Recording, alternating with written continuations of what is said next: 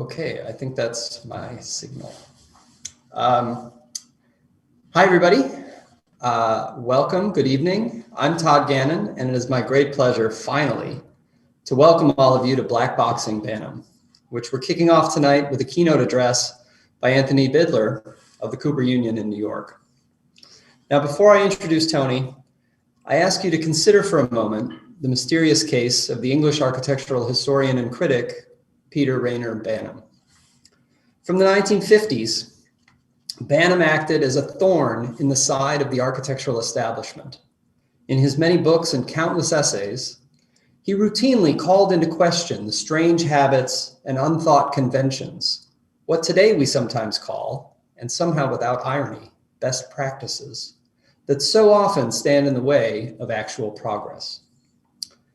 After more than 3 decades of staunch criticism of the status quo, Banham, on his deathbed, penned A Black Box, The Secret Profession of Architecture, in which he succumbed to a view of architecture as improbably autonomous and possibly impenetrable, at least in part because it continued to live on in spite of numerous attacks by himself and others.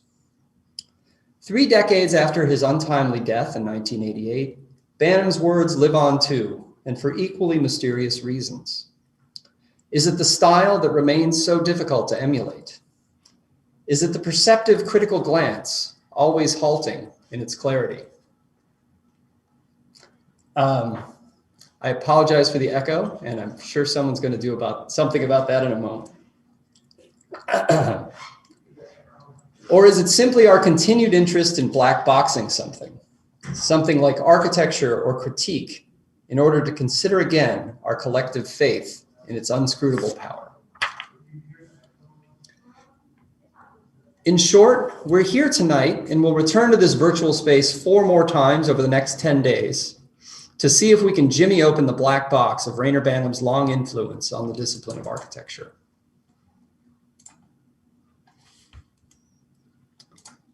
And I realize I did not put the slides up, which I should do. Okay. Now, it would be fair of you to ask, why Banham? Why now? In the midst of a global pandemic, in the wake of the Trump presidency, amid the pressing questions raised by Black Lives Matter, why return to another dead white male? I hope questions like these will be raised during the symposium, just as I admit that I'm not sure how I might answer some of them. But having spent a fair amount of time with Banham's work, I believe, with his sustained interest in technology, his dogged criticism of unfounded authority, and his thoroughgoing commitment to see the world, as he put it, better housed, better serviced, and better symbolized, Banham still has something to say to us today, even if he'll also occasionally present us with things that we probably should not say today. As Dora Epstein Jones, who we'll see later today, put it to me just last night, Banham still bothers us. And it's this paradoxical legacy, both brilliant and bothersome, that brings us together for this event. Now, Michael Osmond of UCLA and I conceived of this symposium what seems like forever ago. We'd initially intended to hold the event last March in person here in Knowlton Hall, but had to cancel at the last minute because of the pandemic. I'd like to thank everyone involved for their patience as we pulled this thing together not once, but twice. And to recognize in particular the efforts of Eric Herman and Shreya Ravishankar, who've handled most of the behind the scenes technicalities and are handling them at this moment, that have made this event a reality. I'd also like to thank the Knowlton Foundation that endowed the Livesey Professorship, which made this series of events fiscally possible. After tonight's keynote and discussion, the symposium will continue in 4 additional panels, tomorrow, Saturday, next Thursday, and next Saturday, featuring some of the most interesting and influential voices in architectural history, theory, and practice. So tonight, after Tony's talk, Dora Epstein Jones, Lydia Kallipoliti, and myself will join Tony in a brief discussion.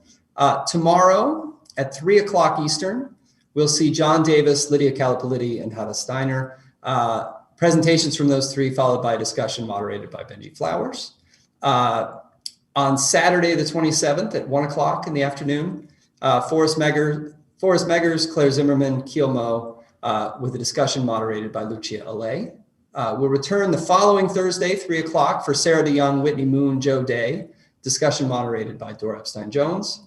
And then finally, on Saturday, the 6th of March, Daniel Barber, Jeanette Kim, Andrew Cruz, with moderating by Felicity Scott. And we'll have closing comments from Michael Osman, and Lucia, Felicity, and Tony will join us again at that time. So it's a lot of events that's spread out over a long time. We understand that some of you might not be able to join us live for each of these, but they'll all be immediately posted on our YouTube channel.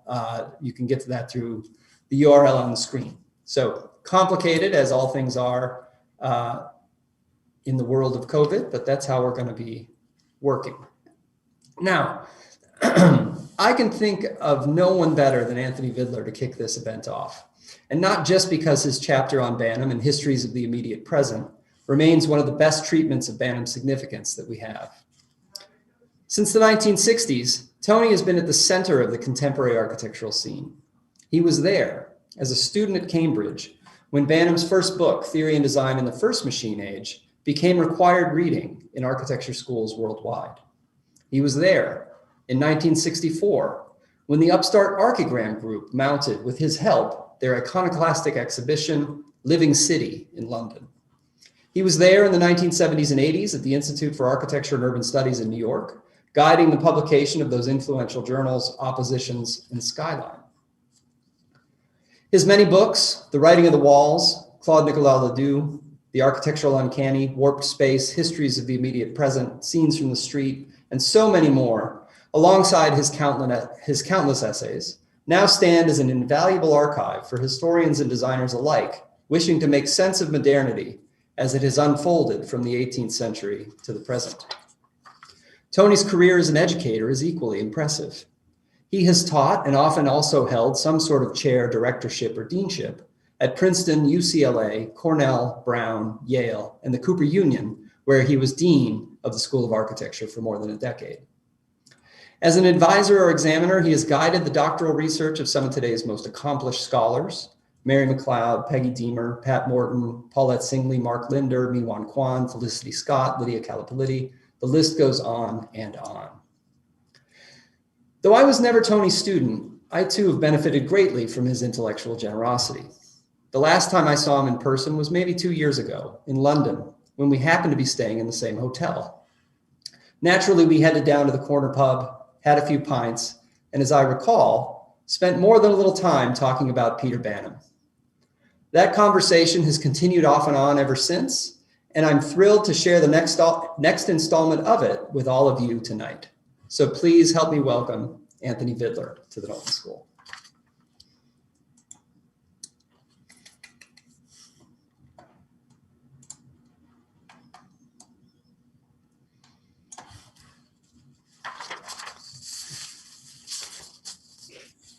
Thank you, Todd. And of course, if I was there, now I'm here, confined in a small blue box in my home in New York. I wish I was there with you all, and hope that it will be possible very soon. So thank you for the introduction and for the invitation to the conference, unhappily postponed as an analog event, but now restored as a series of talks and discussions that I look forward to with great interest. This evening, given the mercurial and omnivorous nature of our subject, Peter Reyner Banham, I can't hope to approach anything but a short introduction to the subject. And certainly I won't be able to do justice to the two great monographs on the subject by, let's see here, Nigel Whiteley and Todd Gannon, respectively, nor to follow through with a comprehensive reading of his articles, very selectively collected in these two volumes. Nor do I wish to repeat what I've already written on Banham in the introduction to the republication of the Los Angeles study and my own histories of the immediate present. But speaking of the subject, I should first explain what might be a puzzling title to this series, and therefore my own approach, the question of the idea of the black box. It was very late in life, a life cut short by a sudden illness, that Banham reflected on his career of writing about all kinds of subjects, about cars, about surfboards, about popular movies. This one, of course, Barbarella, he called a new kind of software. popular movies, the technological gizmos, as he called them, everything that is, including buildings, but only special kinds of buildings. He admitted, in his revolt against academicism in architecture, ignored the central premises of the profession itself. Repairing, but with critical caveats and not entirely giving up on his lifelong crusade for a truly modern, technologically driven other architecture. He called it an architecture autre in the French. Repairing this omission just before his death, as Todd just said, he spoke about his profession that he saw was still, as he had understood from the outset, encased in a black box.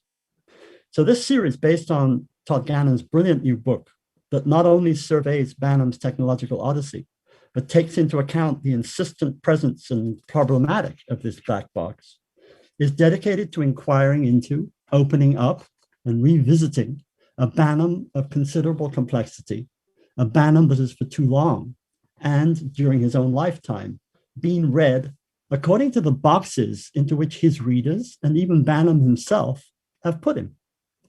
These boxes were reinforced by Banham's own tendency to frame his work retrospectively in books that mark his continuously shifting enthusiasm. These boxes are well known.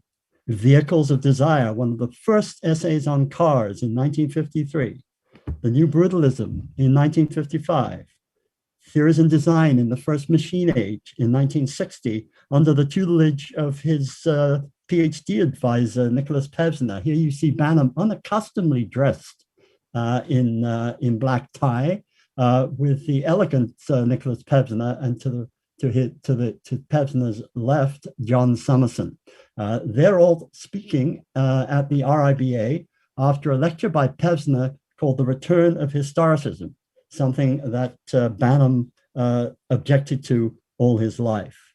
And then there was stock taking in 1960 when he was given full reign in the Architectural Review as an assistant editor, a stock taking that went through a parallel version of a history of the tradition and a history of technology, a question of science and architecture, interviewing the head of the Drummond's weapons systems, the head of the IBM in England, and the head of social sciences in architecture, Richard Louis Llewellyn Davis.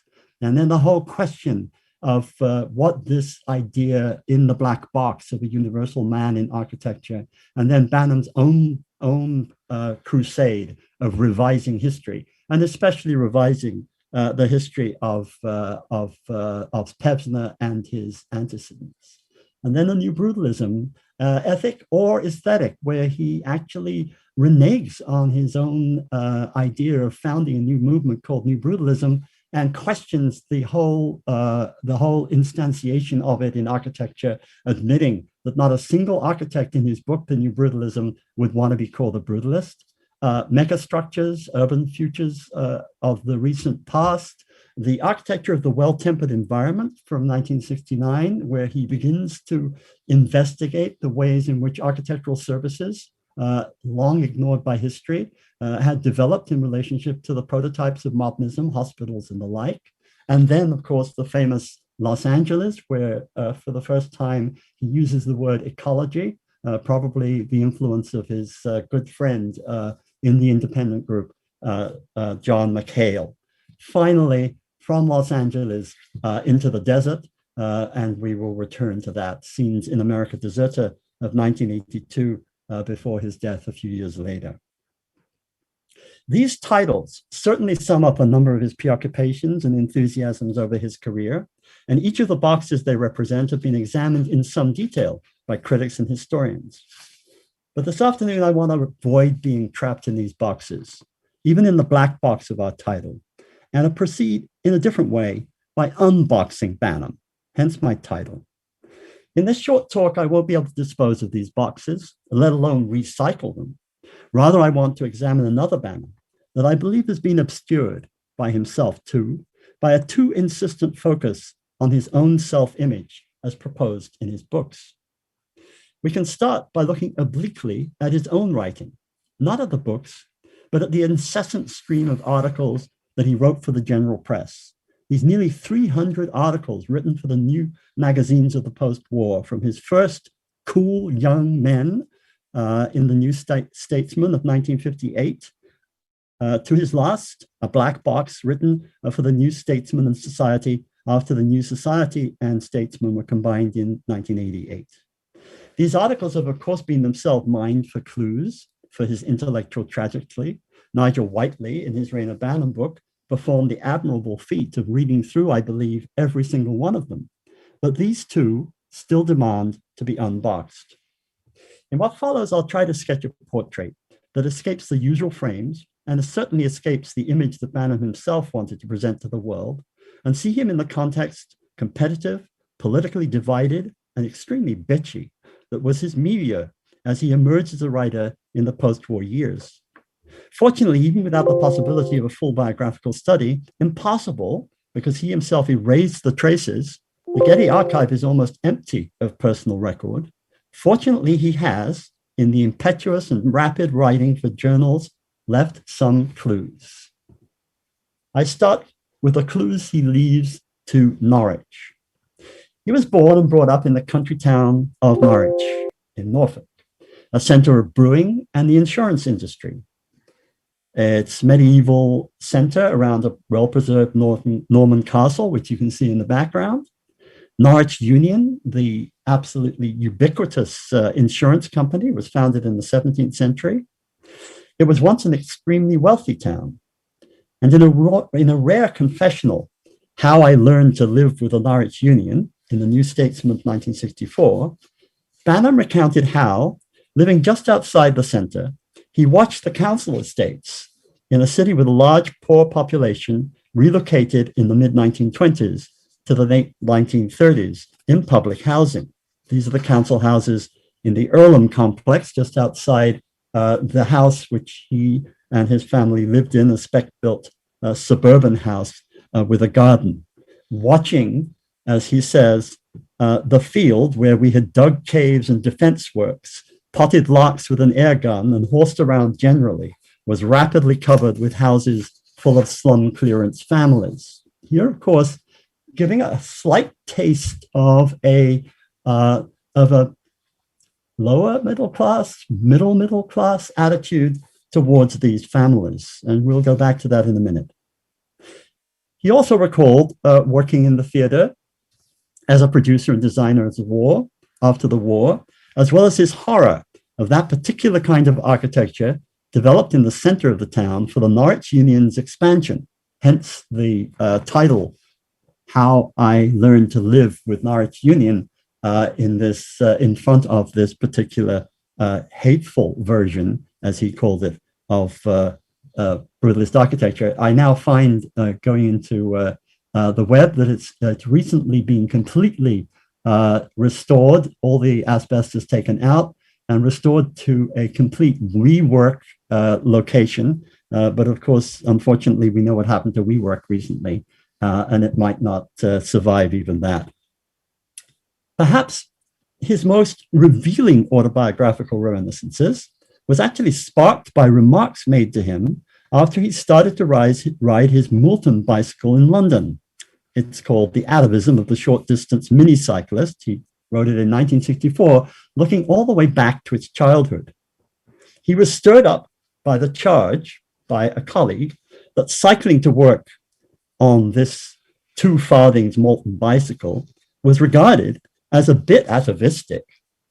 Banham, for the first time, allowed himself to indulge in a spirited autobiographical defense. The accusation of atavism was, he thought, the best reasons in the world to describe myself in print as a scholarship boy and to define his position for people who didn't know the English social scene, which led Mary Banham to remark that this was an atavistic remark and showing off. But I personally and Banham knew that the word scholarship boy, followed by the phrase, the working class is where I come from, quote unquote, establishes Banham very particularly in a very particular English post-war generation, the generation of those who escaped their class by attending private grammar schools.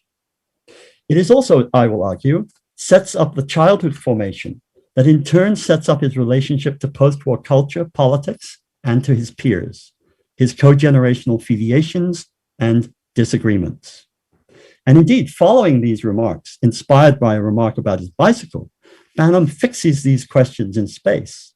Norwich, in the east of England, a place of a cycle where the cycle was king of the road, the importance of the cycle to working class mobility, and the working class cloth cap that gave him the right to speak on certain subjects. For hopping on his Malton, he claims, not only exercises physical reflexes long ago learned as a child, it also awakens reflexes, quote, at the cultural level of the kind that take you back to where you came from, which leads him and us into a description of the special kind of working class culture he lived as a boy. Born in 1922 to a father who was a gas engineer and a homemaking mother, he was fortunate enough to gain a scholarship to Norwich School, one of the many so-called grammar schools that opening their doors with scholarships to working and lower middle class students who were, quote unquote, deserving. In the 1920s, this formed the crucible for so many intellectuals whose careers took off after the war, students whose class and means barred them from the elite public schools, the most famous Eton and Harrow.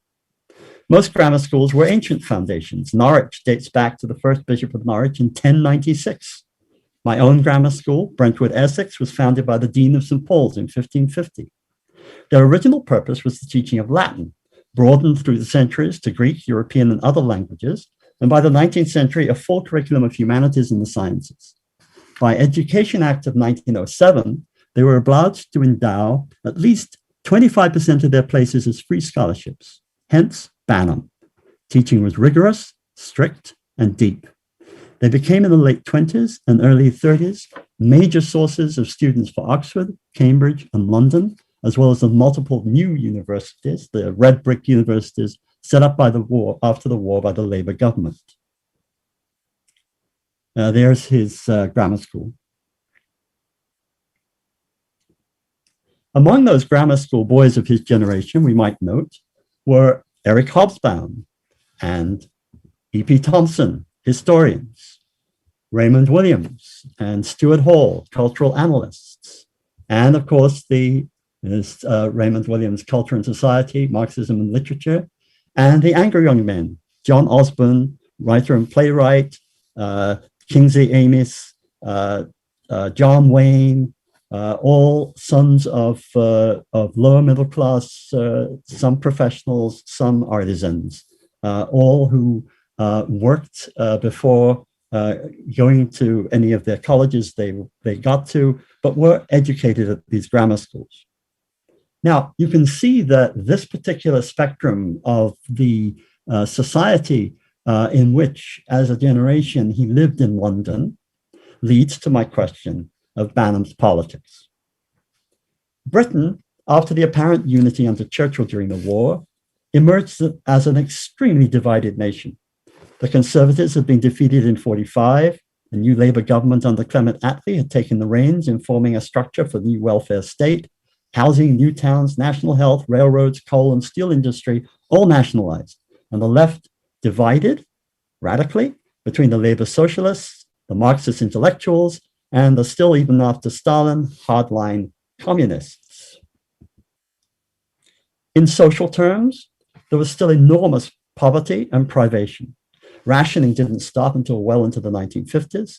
And the studies of mass observation under Tom Harrison and Madge were revelatory of these conditions, but also of the cultural nature of working class life. These are long books full of interviews with working class, in this case, Britain Revisited in Bolton, in the northeast of England. Mass observation, actually it still continues now, is an extraordinary operation established by Tom Harrison, who was an anthropologist on assignment in one of the imperial areas of Britain, coming home and thinking maybe he should apply his talents as an anthropologist to understand the working classes. and brought together a whole series of intellectuals, artists like Trevelyan, and intellectuals like Spender to analyze the working class and the working class culture.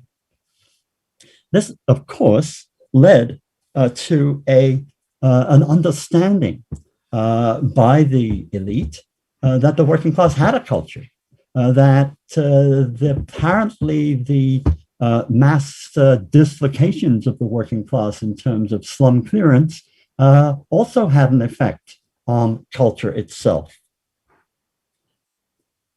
Banham, and you can see here some of the photographs of mass observation, the culture of the pubs, for example, in Bolton in northeast England.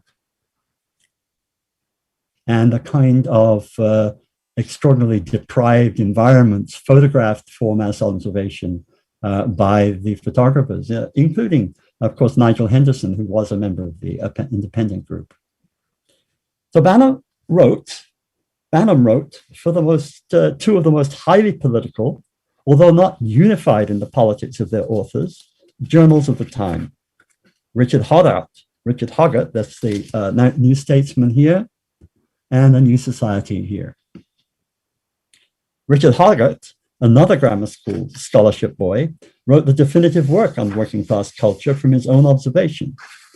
In the article I just cited, The Atavism of the Minicycle Man, Banham speaks of his own culture growing, and he disagrees strongly with Hoggart, as his culture was not in the pub, but in American comics, not the nostalgia of the pub. And that's another subject which I'd like to follow up on at some point in the future. For the New Society, Banham actually wrote one of the few directly political articles of his career, the article Non-Plan, which Paul Barker got him to do with Peter Hall and Cedric Price, the notion of throwing aside all sense of planning, all sense of urbanism, and seeing what would happen. This is, after all, the backdrop to his understanding of Los Angeles, seeing what would happen without a plan. And this, of course, was Cedric Price's work just 2 or 3 years before, trying to regenerate the brownfields of the Midlands, the Potter's Think Belt, with his educational system developed as a network across the land in 1966. And his diagrams here and principles for No Plan, the article that he and Banham wrote for the New Society. Despite this company, however, you won't find too much overt political discussion in Banham. In all his writing, we don't find a critique of labor during its post-war and later reigns, very little against Thatcher, some things about the welfare state, but not much, nothing on the preoccupations of political critics during these fraught years, nothing on decolonization, nothing on Algeria, nothing on India, nothing on Africa, nothing on Palestine, nothing on the Suez Crisis, nothing on the Korean War, nothing on the Vietnam War. And despite his study of megastructures, very little critique of new towns and of the great debates in urbanism. I don't think it's because he was blind to these events or to their political importance. Rather, I think from the outset, he was careful, in a way that many architects and intellectuals of the period were, to keep his distance from the political fray. And fray it was. If you wish to get involved deeply, the example of Eric Hobsbawm, as we know now from his recently released MI5 file, was subjected, because of his communist membership that he never reneged on, to continuous surveillance and job discrimination that was, while exercised softly, as pervasive as that wielded by McCarthy in the States. Indeed, the debates between left and right, communism, Marxism, new leftism, gauchism, often with real economic and social consequences, were equally strong in architectural circles. An ignored aspect of the famous New Brutalism article of 1955 shows us how Banham himself reacted to them. And I point to the first paragraphs here. The very opening of the article sets the political tone and the contest to come. Quote, "It's common opinion that Das Kapital has played old Harry with capitalism so that Marxists can hardly recognize it when they see it," he said. And introduced with a nod to Freud to ask the apparently apolitical question of the influence of art historians of the history of contemporary architecture, the new art history, Banham goes on to the real polemic that he's engaged in, the communists versus the rest. Here Banham is referring in the architecture world to the polarization of the LCC Architect's Office. And he surprisingly attributes the term new brutalism to the communists themselves. Quote, "It was in the beginning a term of communist abuse, referring to its modern architecture against what the Marxists called a new humanism, brickwork, segmental arches, pitched roofs, and small windows, picturesque detail without picturesque planning." And here you see the LCC housing estates above, modern architecture, which were called the new brutalism by the communists before the new brutalism was even invented by Banham, and down below a housing estate developed by the Marxist wing of the LCC. If Banham stayed away from this rabbit hole, it was to protect his cherished independence as a critic, and perhaps for another important reason also, for his enthusiasm for technology and for pop, as well as for many things American, an enthusiasm he shared with many of his friends in the independent group in the 50s, including Richard Hamilton and company, was in itself, from the position of the European and British left, suspect, consumerist, capitalist, and militarist. The successive uprisings in Detroit, Los Angeles, New York, and Chicago were all signs of American imperialism at home. Significantly enough, Banham's Los Angeles, published in 71, took little or no notice of the social consequences of the ecologies he observed. His visit to Watts was to view the famous towers, not to survey the damage of 1965. Equally, despite his path-breaking work on the well-tempered environment, his position as a lecturer in Llewellyn Davis's environmentally tuned Bartlett School of Architecture, and despite the word ecology in the LA book, Banham cannot be accused of any great environmental activism either, certainly not on the level of his close friend John McHale, who worked with Fuller and published in the same year as Banham's LA, his ecological context. And certainly we can't find, and this is for Lydia, find the word recycle in the essays of one who celebrated clip-on architecture, Detroit styling, and throwaway aesthetic. Indeed, Banham was consistent in staying away from almost all of the contentious issues of his generation. He refused to be characterized as one of the angry young men. He took his distance from the younger generation, including his own PhD student, Charles Jenks, who was developing theories of ad hocism, if not of postmodernism, a postmodernism that Banham rejected wholeheartedly.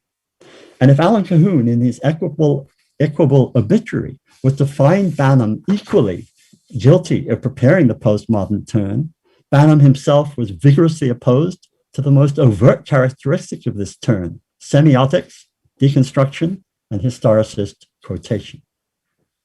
So what do we find? And where's the attraction that has kept his work being read for over 30 years since his death? We find an unabashed enthusiast, an enthusiast for everything, every object that populates the everyday life of the middle classes. And it's his enthusiasm for the objects themselves, their place, their use value, design characteristics that give his writing its resonance. This enthusiasm extends to everything the householder and consumer could pick up, drive, look at, and inhabit, all depicted with a robust iconoclasm and a refusal of the puritanical censorship of which he accused the left, the Max Bills, the Thomas Maldonados, the moralists of capitalism, the Manfredos, Tafuris, accusing critics of complicity with architects, authorizing their designs through history, the Gideons, and the Colin Roes.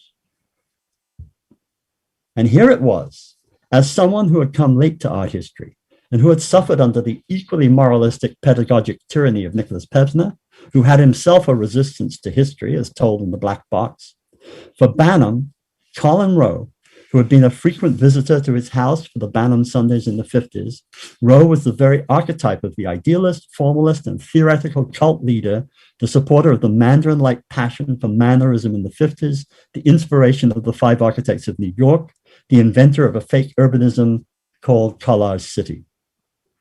So here I come to what I believe to be Banham's greatest contribution to the understanding of architecture, whether in the Black Box or outside, or, as his column in the Architect's Journal had it, not quite architecture. His continual interrogation of what he called the image of a building. Now, this notion, the image, was first advanced in his essay on the New Brutalism. It's been taken up in different ways by critics, whether to deny Banham's real understanding of architectural experience, or to find it paradoxical that in an essay that purportedly eulogizes the as-found and other architecture in the rough, the brut, Banham espousing an aesthetic based on visual as opposed to tactile qualities. I've written on this elsewhere, as has Todd and Nigel, but here I would only emphasize the way in which Banham described a particular version of image. It comes out clearly in the way in which he published what he called the first example of the New Brutalism, the Smithson's Hunstanton School of 1964. In the article, he spoke of the true image as being formed by the experience of going around a building, registering its surfaces, and verifying its authenticity by entering and measuring the consistency thus revealed. In these photographs, accompanied by a small plan showing the positions from which they're taken, we see Banham, in this case with the photographer from the IG, Nigel Henderson, encircling the building with an almost cinematographic movement, entering the school with another set of images. The total image is that of a building itself in movement, itself rendered non-static, its apparent symmetry destabilized by this movement. Movement for Banham will become a leitmotif of his visual analysis, notable by his excited rediscovery of futurism for its PhD thesis in theories and design. That his invention was influential can be seen by his friend, and one of the only architects in the Black Box he ever remained faithful to, Jim Sterling, visiting Ronchamp with his own camera and doing a Nigel Henderson, Reyner Banham in his circuit of the church.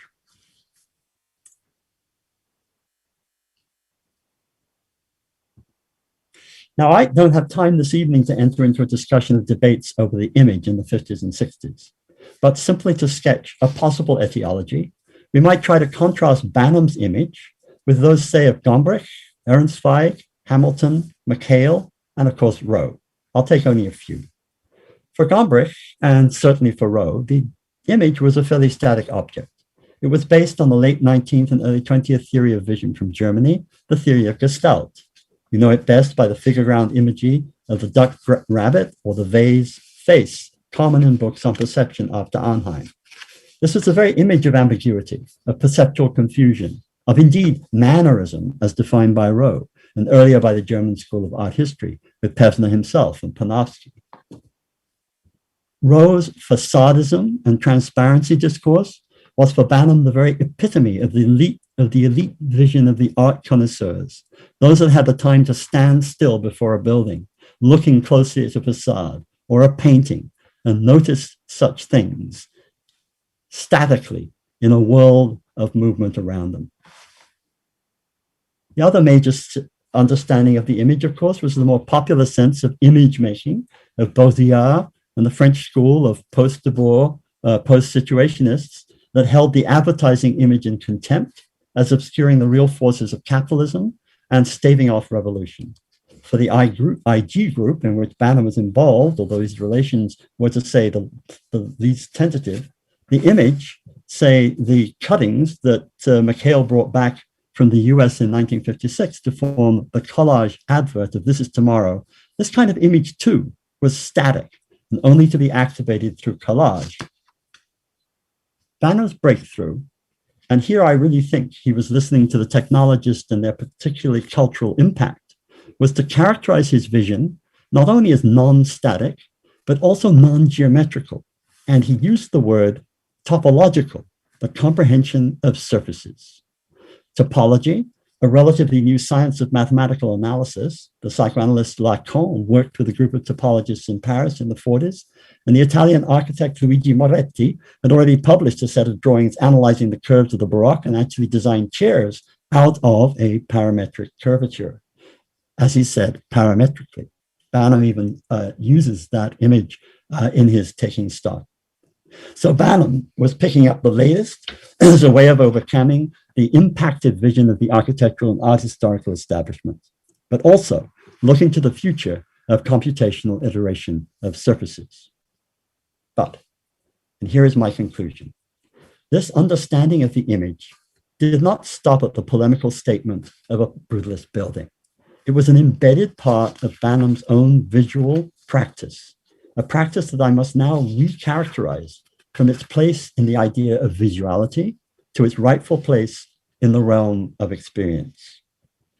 Here I turn to a revealing paragraph in his essay of 1953 on the Parallel of Life and Art exhibition, the IG.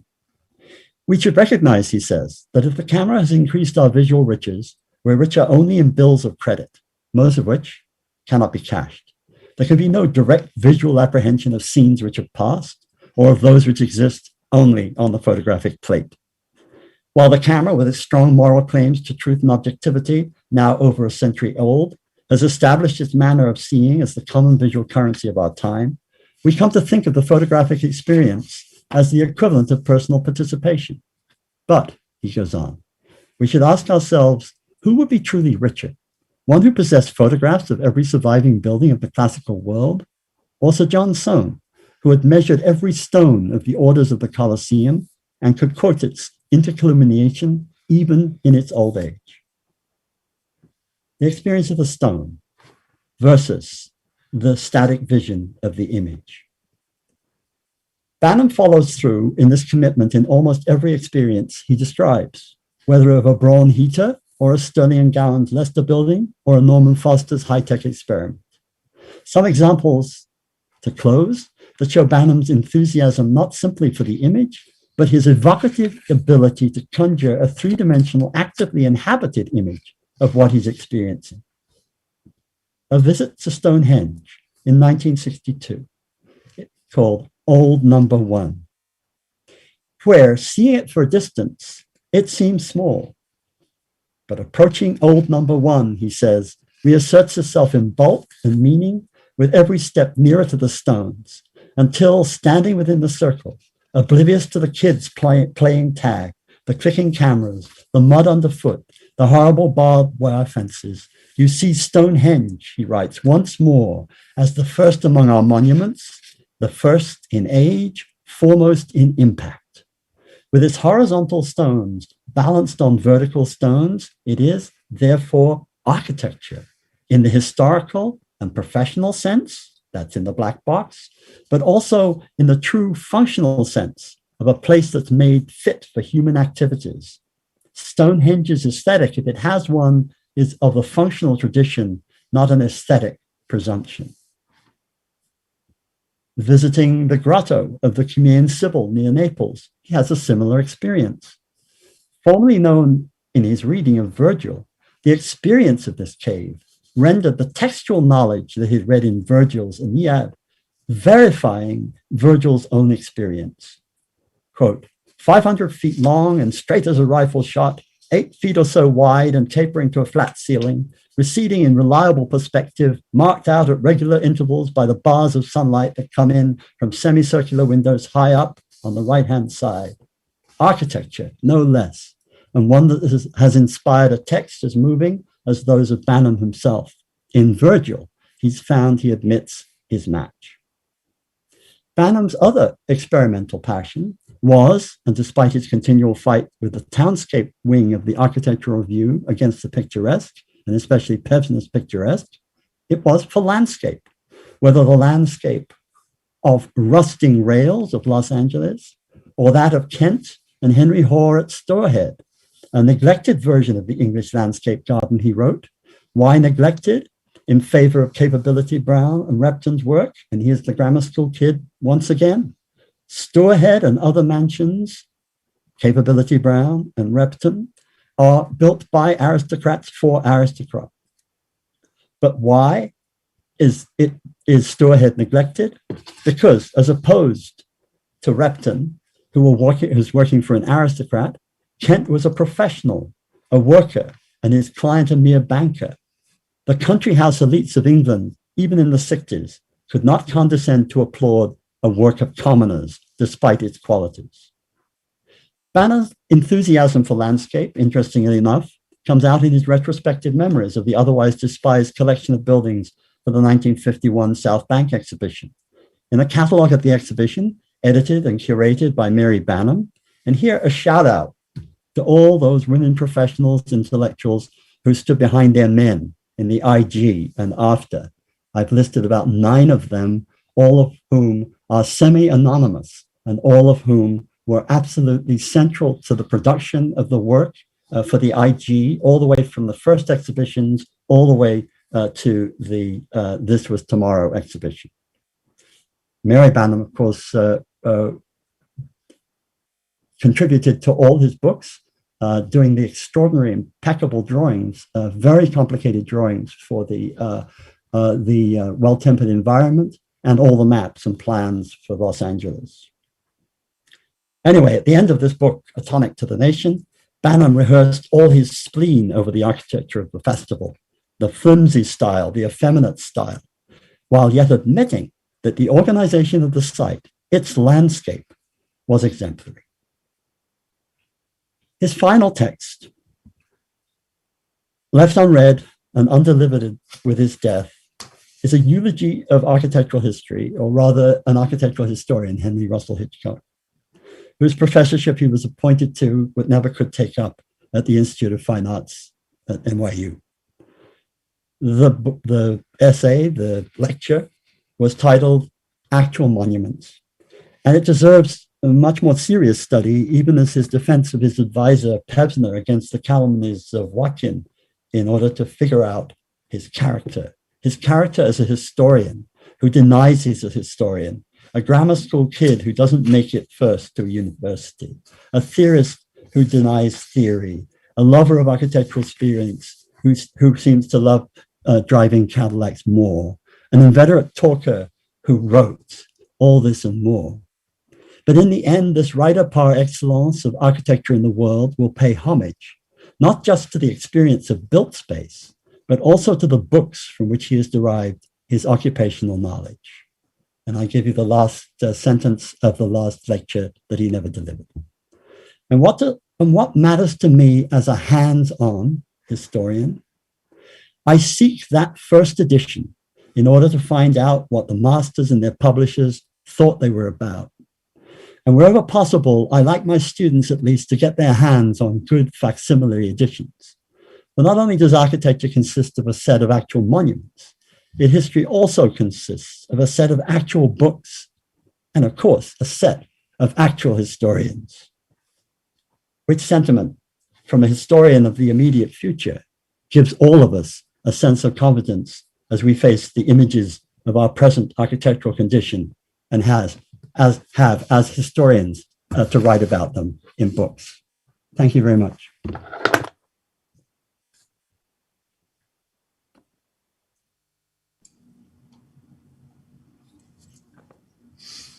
Tony, that was really great. I mean, we still have yet to figure out how to recreate the sound of applause over Zoom, but it really should be echoing right now. I think that was a really fantastic talk, and thank you so much for getting us off to such a good start. So before we begin this conversation, I want to introduce quickly our 2 other discussants. Dora Epstein Jones is an architectural historian and critic, and is associate professor and chair of architecture at Texas Tech. Among her many writings on contemporary architecture, she co-edited with Brian E. Roberts the infamous issue of Log number 31 on the New Ancients. We're also joined by Lydia Kallipoliti, an architect, engineer, and scholar, and assistant professor at the Cooper Union. Lydia works at the unpredictable crossroads of architecture, technology, and environmental politics. And her latest book is called The Architecture of Closed Worlds. So Lydia, Dora, thank you for joining us, and welcome. And maybe just to kind of get us moving, this is a really great biographical sketch. For the amount of time that I spent on Banham writing my own book, there was a lot of new material here. So I think this is a real testament to the work of the historian is never done. And I wanted to just kind of underline a couple of things that you pointed out. I mean, so with Banham, someone who wrote so much, it's interesting that he left so much out. And particularly the delicacy with which he treated certain political issues. I wonder if that's maybe something along the lines of what Dora mentioned is what bothers us in Banham, that there's a kind of skirting of some of those big issues, perhaps. But I think that this question of enthusiasm and the roving eye is really fantastic. That I think what does draw us back to Banham is the writing. You know, when we go back to those books, they are often electrifying as prose, and that's not always the case when we approach architectural history, I'm afraid. But I do think that, you know, his ability to kind of make the buildings come to life is really great. And you really showed us something here that it has to do with movement. And I immediately started thinking Banham on the Molten bike riding through Norwich as a youngster trains his eye to see buildings in a certain way. And whether he's on the bike or circling Hunstanton or cruising the LA freeways, or even his own kind of global travels as an international superstar, it does seem that this question of movement is really central. And maybe I'm trying to decide whether I should point this at Dora or Lydia or to you, Tony, but maybe how did you come to this roving eye thesis? Let's call it. Well, I think because I was involved very much as a student in these debates about the image, whether it's going to be a moving image or not. We were total movie fans. I think last year at Marienbad was my sort of opening into the notion of space and movement, and so and we had all the Banham people, all the image people from the IG coming to Cambridge, and we would go down to the ICA to the lectures that people like McHale were bringing in their psychoanalysts like Ehrenspike to talk about the psychology of the image.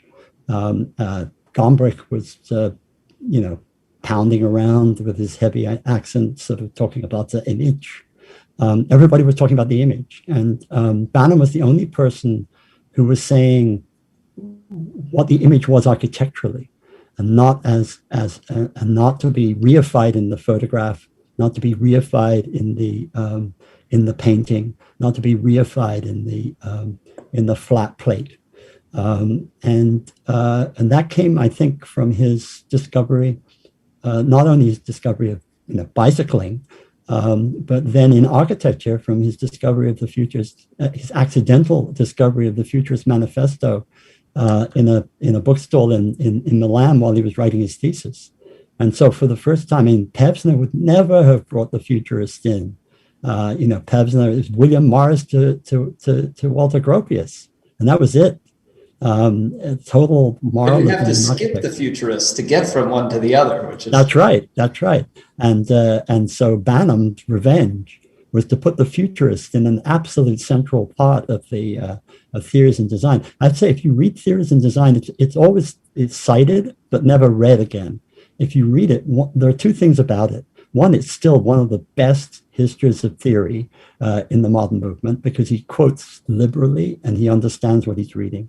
And two, it has passages in it which are totally linked to the enthusiasm which we're talking about, his evocation of the end of the Bucky Fuller Dymaxion house standing against, in his visual imagination, the villa at Poissy and the Barcelona Pavilion, the two masterpieces, as he calls them, of modernism, is an extraordinary piece of writing again, right? And so we actually begin to see where he's going. But then all the articles that he published before in the 50s are extremely evocative. Movement comes in the Vehicles of Desire in 1952-53, which is his first article on cars. And everybody was just totally shocked.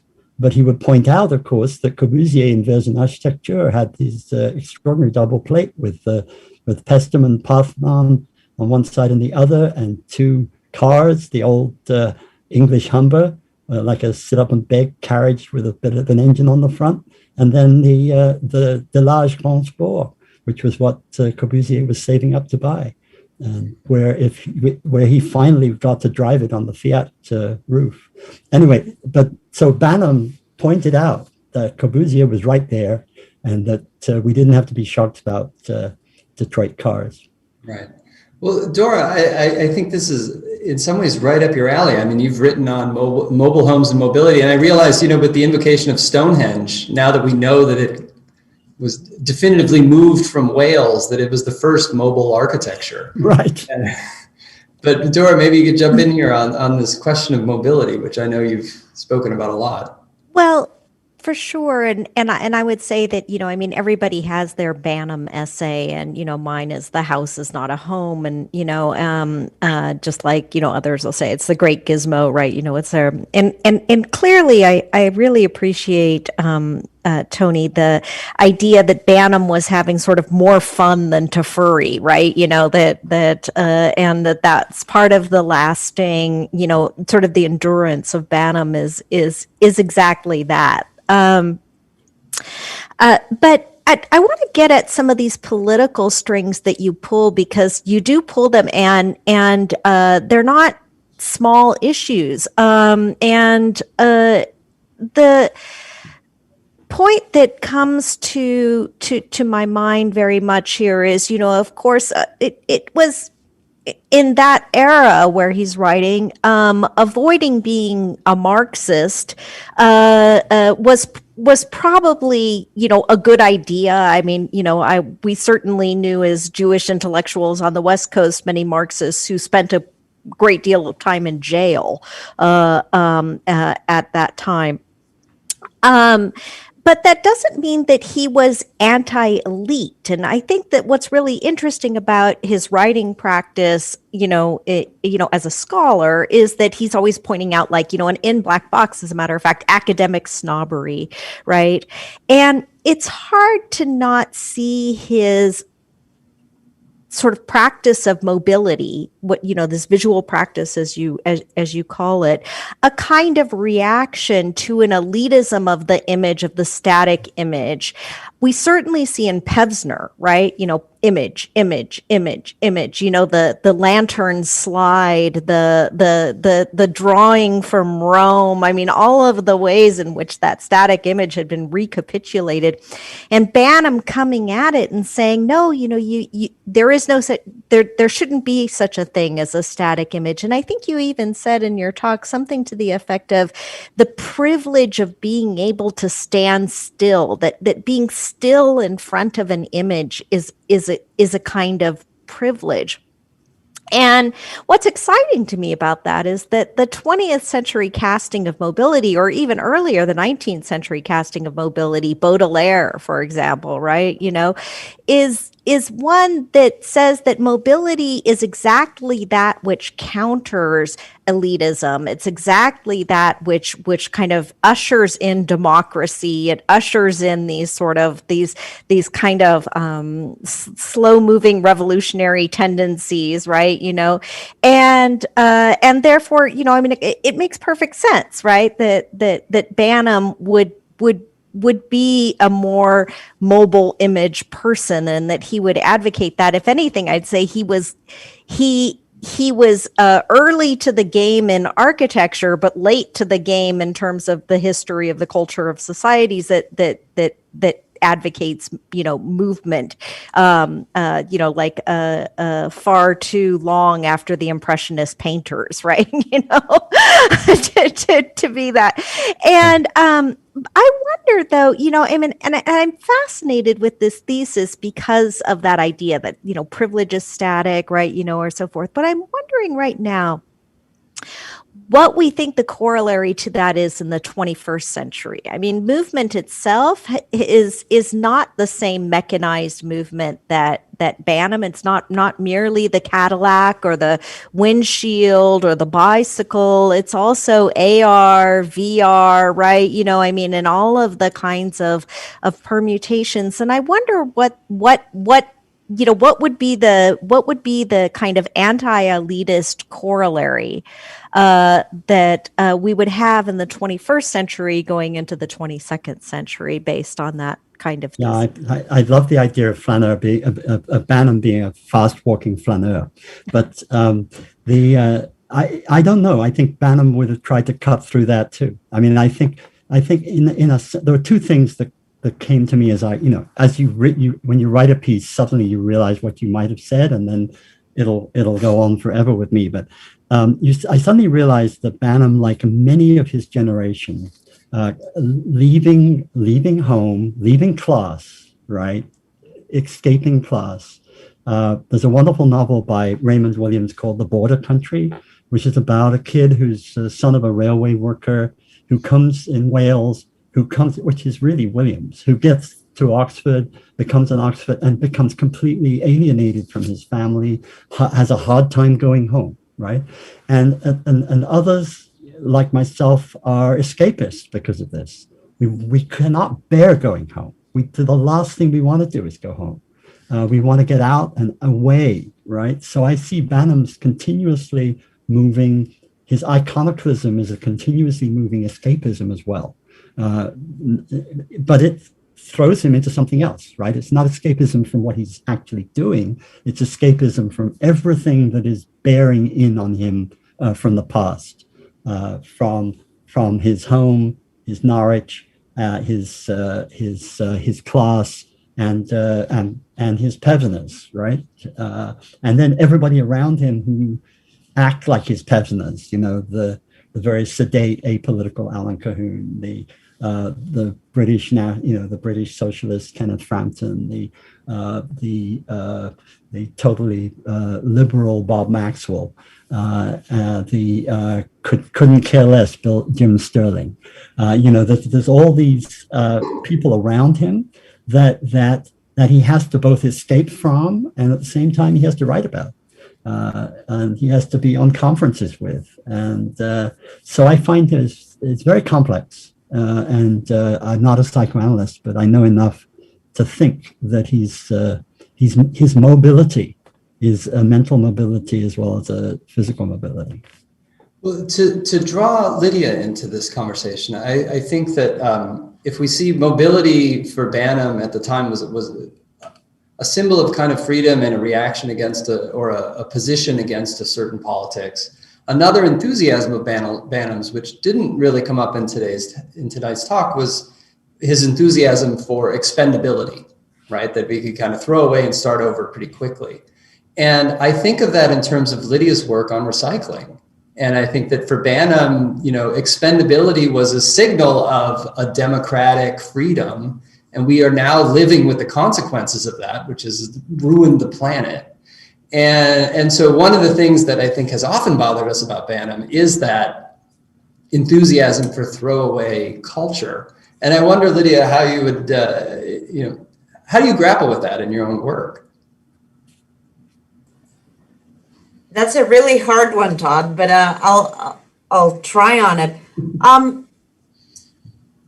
Like Tony said, I think that I think he made several brilliant points in his really dense talk. But Banham never used the word to recycle, and he was never a kind of activist scholar on environmental issues, as as you pointed out, Tony, as McHale was joining Buckminster Fuller's project.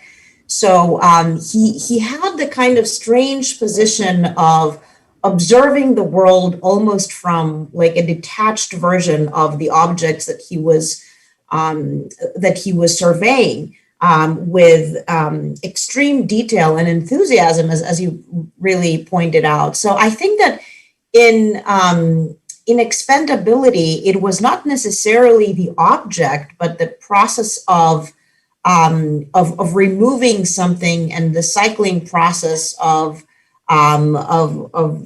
different material phases that made him interesting. And to that, I do have a favorite quote on Banham.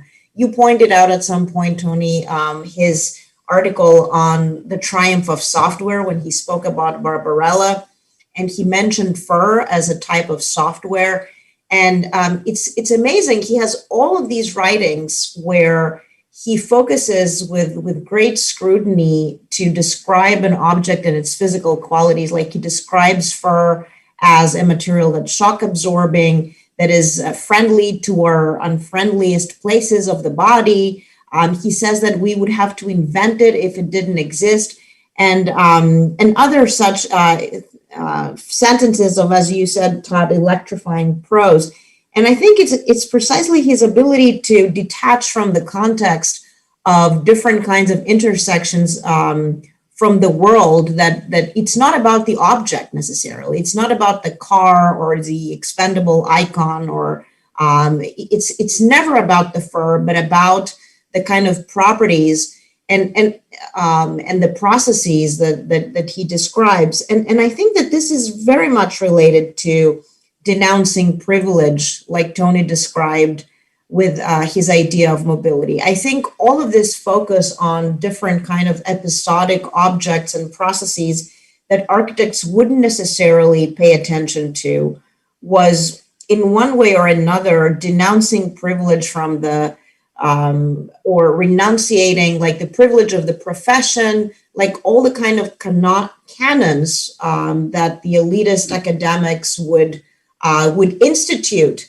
And I was really shocked when I heard you, Tony, say that it's the same sentence, Dora. You spooked me when you said it, when you really brilliantly referenced to it, that static, that when you look at a building as a static image, it's a position of privilege for those that have the time to stand still.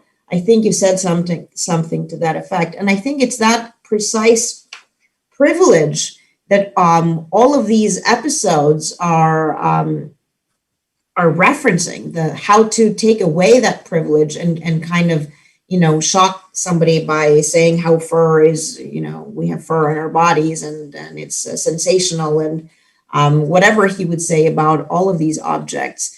But the throwaway culture, to go back to your point, I don't know if I'm answering it. I think it has to do with a kind of ideational process of recirculation of materials, not necessarily about becoming anti-environmental. So he was never out front environmental or out front political, but the position of denunciating privilege or elitism is a political position. Yeah. And I think that's something that we all agree on in one way or another in looking at the work of yeah, Sterling had the same position. But, this business of Barbarella, I remember reading this, and I remember a friend of mine, I think it was Alan Cahoon, who said, have you read the article about Barbarella and software? And I said, yes. He said, do you think that Banham ever realized that Jane Fonda was in the movie? In other words, the Banham was only interested in the fur, right? I mean, it's like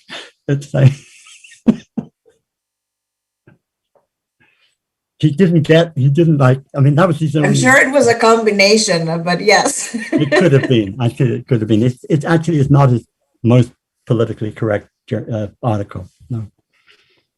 But that's such a great point, though, is that maybe he didn't notice that Jane Fonda was in the movie because, I agree. There's a real focus on process and right. qualities. And I think, Lydia, you said that very, very well, that it was,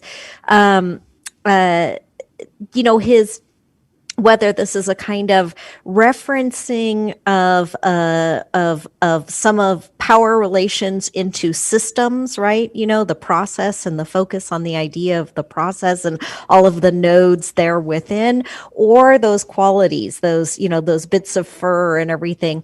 My takeaway from the Blackbox article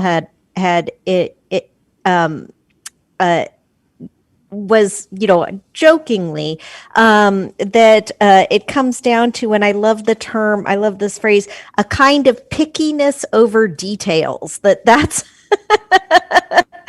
that's what architects do, you know, that we take the 6 things or whatever they are, and then, you know, and then it becomes a kind of pickiness of details. But even that, again, is a kind of resistance. It's a resistance to the static Palladian plan. It's a resistance to, you know, the idea of symmetry. It's a resistance to lots of the kind of classicist tenets that had leaked through into, you know, the currents of architectural thinking.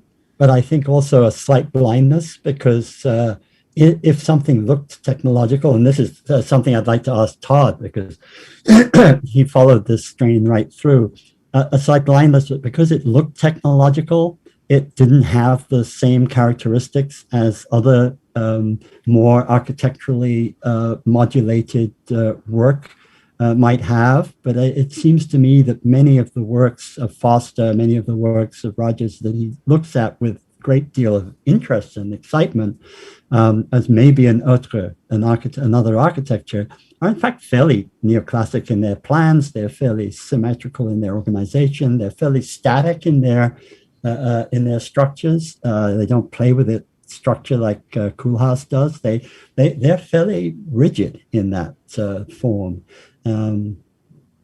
Well, that is something that, you know, in the book I spend a lot of time with, and the difference between the architecture of the early Banham and the other tradition of the late Banham, which are two very different things. You know, not only do they translate, but they also signify very different things. And so I think early in his career, Banham was very interested in just throwing out a lot of the conventions that he felt were holding architecture back, were keeping it from being as affective as painting was at the time.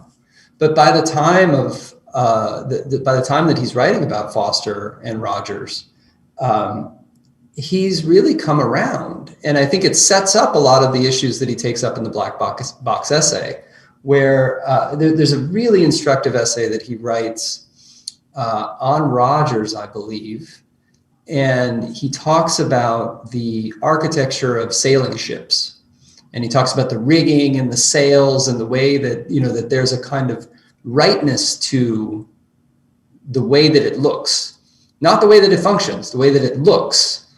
And he even talks about that among sailors, the way that it looks is driven as much by superstition as function. And so the kind of symbolic aspects of expression, which he kind of came to later in his career, become increasingly important toward the end. And this is why I think by that last essay, he's become quite almost traditional in the way that he sounds. Yeah. And you find him in these late essays on high tech, making the case for cross bracing that is structurally unnecessary but visually useful. There seems to be an almost abdication of certain values that he had early in his career. And those values, of course, there's somewhere in the middle of that transition. There's his visit to Frank Gehry's Santa Monica house, and it's an article called Inside Out, where in the description, it seems to me that he doesn't recognize it, but the description is absolutely what he's looking for in terms of a topological other architecture that has an inside out, which is not constrained by any academic premises at all, which is both technological and functional, and at the same time can only be dealt with, as Gehry demonstrated later, with a computer. It's absolutely, I was fascinated. I couldn't include it because of time, but I would have put that in one of the centers of my experiential argument, because yeah, I was thinking the same thing, that, with Gary, whether it's the house in Santa Monica or some of the later, more formally complex work, you can't actually get it without moving around it. Right. Like the work, it works as a photograph, but it does not capture what's going on. And so I think you're exactly right, that for Banham, that kind of experiential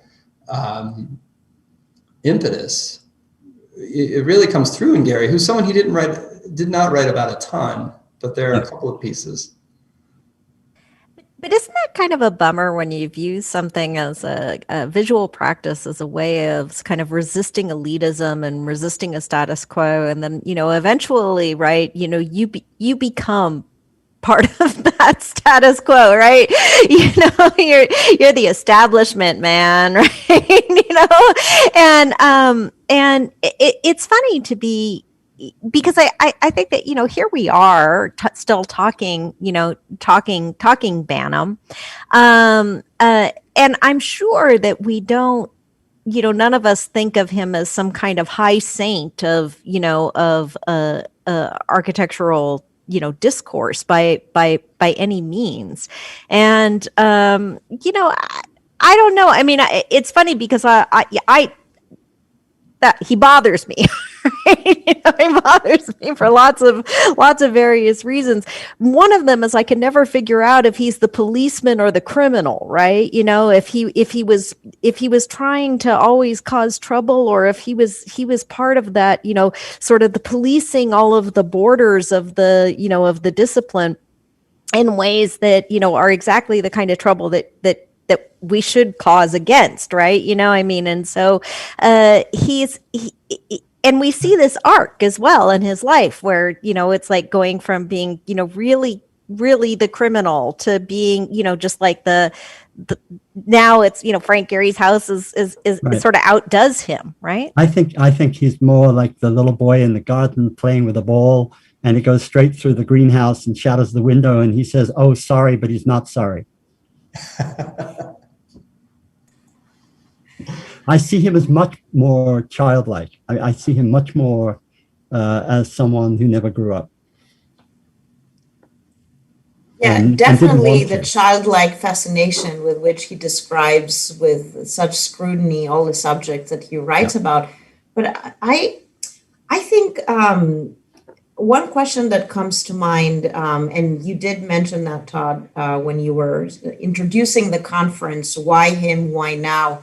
Especially in a time when we in academia are called to think through intersections of different phenomena and crises, and the kind of themes, the way in which we train our students to think is through different ways in which objects intersect with sociopolitical agendas, with economic questions of race, questions of the climate crisis. So to expand or enlarge the understanding of the black box, to open all the questions, right, of the black box. And in many ways, our fascination, or one of the fascinations with Banham's work alone, is the bubble environment, which is both a kind of material artifact that we all kind of love and hate, and but also a way of thinking about architectural objects, the discipline itself, by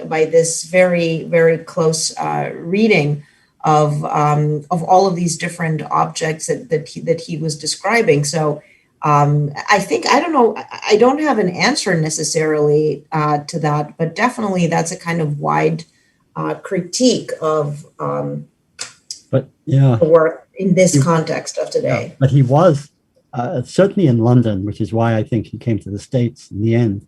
He was in a bubble environment. It's a very small society. Everybody knows everybody somewhere between Hampstead and downtown. Everybody listens to the third program. Everybody reads the Listener, which is writing the articles of the third program. Everybody reads New Statesman, and then everybody reads New Society. And most people write most people who are reading are also write. and they go on the radio, which is very, very important. The television is not there yet as in England as ubiquitous at all. It's not like Levittown. They don't have television. They have radio. So it's the BBC. I got all my information about Banham with him on the radio. Pevsner's talks on the radio. I heard the Reith lectures, the Englishness of English art. That, it was incredible. But it's a bubble, and everybody knew everybody else. And everybody was in Banham's house every Sunday. And they all trooped out to the pub every Saturday night, the same pub. So he was reflecting. What I find fascinating, actually, and what I tried to indicate is that what one might want to do, if one's a historian, that is, if it's interesting at all, is to unpack the different reflexes he has with different articles in relationship to what's in the news, or what's on the radio, or what are they talking about in the pub, or who's going out with who, or in some way or another, is it important that he writes something at a moment where Richard Rogers is getting divorced? There's it's such a closed shop, right? The Black Box is actually London, right? It's not in the provinces, it's London. He has to come to London to study. Norwich is over. So I don't know. It's a fascinating, right? Fascinating. And then of course, Santa Cruz is a kind of black box too for him. Well, and this is something, I see we just passed about the 80-minute mark, so we should probably think about kind of winding this session to a close reasonably quickly. But it does get me thinking, this question of mobility is a way for, Banham is consistently enthusiastic about buildings that have a tentative relationship to the ground, let's say. Not always, but he likes those when they come along. And at the same time, he has a real enthusiasm for landscapes, whether it be the gardens or the desert or even the freeway, which he treats as a kind of landscape. And I find that I haven't quite sorted that out for myself yet, but that there's a kind of one of the anti-traditional positions that he maintains is that kind of enthusiasm for an ungrounded architecture, which then relieves the ground to be itself, as opposed to the support for a static building. And an ungrounded critic who's moving along the freeways. Who never seems to stop. Invents a talking system to get him where he wants to go. I mean, that's incredible prescient that was. Yeah, and so I don't know, just to Lydia, Dora, any last remarks to throw in here? We've got 4 more sessions, so there's plenty of more time to talk. You'll both be giving papers, which I'm really looking forward to hearing. Or actually, Dora, you'll be moderating. Lydia will be giving a paper. Well, I love your observation on the ungrounded buildings and the kind of vastness. I think it's not just any landscape, right? It's the one that looks like a vast territory like Mars, right? The desert is a simulation of Mars. And I know we're supposed to talk on Banham, but I was reading, and I know that Tony has been thinking about the countryside exhibition of Rem Koolhaas's recently. And one of the things that was pretty astonishing to me was to read that one of his early mentors advised him to look at every design problem as a Martian, as something that he would discover entirely anew. And it was one of the critiques for the exhibition. But I think that, I don't know if there's a literal connection, but in many ways, Banham acts in that way too. I don't know if you want to call it Martian or childlike, but it is this kind of unrootedness from the ground, from whatever that means, the literal ground with soil, or the kind of canons and traditions, or the way things work. And he wants to find, as Tony has really poignantly pointed out today, these escape routes keep moving forward. So I don't know. I don't know if that's an ending, but I love this observation, Todd. Well, the article where he talks about Star Wars or Star Trek, where he actually says, well, in this planet, all the simplified versions of post-coloniality, gender, and all those things. And you think, oh my God, he's going to really fall into it. And then he doesn't, because he says it's because they're played out on this planet that they can be simplified enough to be seen in their own right as a set of very, very complex social relationships. And so I was very struck by that. That has a relationship to our concerns right now that a lot of his essays don't.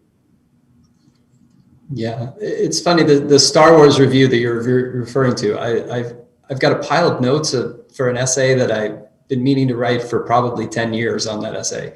But I do keep coming back to it because it does encapsulate some of the positions that he has with respect, not only the political questions he's able to bracket and then address slightly more directly, but also the dialectic between a traditional culture of the Jedi and a world that is increasingly more irrigated by technology, and the environmental crisis against which all of this showdown has been set. And so it does seem to be a really poignant piece that it was in the first anthology, and it's well worth going back to. So everyone watching, go read the Star Wars review. But I think we're almost at 90 minutes. I think we're off to a really great start. And Dora, I see a little flash there. I'm looking forward to having, further conversations in light of the rest of the papers that are going to be presented, because I think that a lot of these issues are going to start bubbling up. This, discussion about the environment and discussions about, technology and the kind of continuous estrangement that, that's going to shift the role of kind of the colonial explorer to one of, of the uninhabited worlds, or uninhabitable worlds that, that now we're seeing at Perseverance, right? A very, very, very different thing that's happening within our planet and within our own global, climate crises and the social inequalities that come out, that exacerbate it. So I'm looking forward to the next 10 days of 4 talks. I think it'll be great, and I just want to thank Tony again for pulling the cloth, doing a bit of unboxing. Well, thank you. It was a great conversation. Was such a gift. Thank you. Thanks so much, Tony. So we will be back here. We will keep this moving. We will be light on the ground, as light as we can in the space of Zoom. And we'll be back here, same URL tomorrow at 3:00 Eastern. So we hope to see you there. And everyone, thank you very much for coming on out. Thank you. Good night. Bye. Bye, all.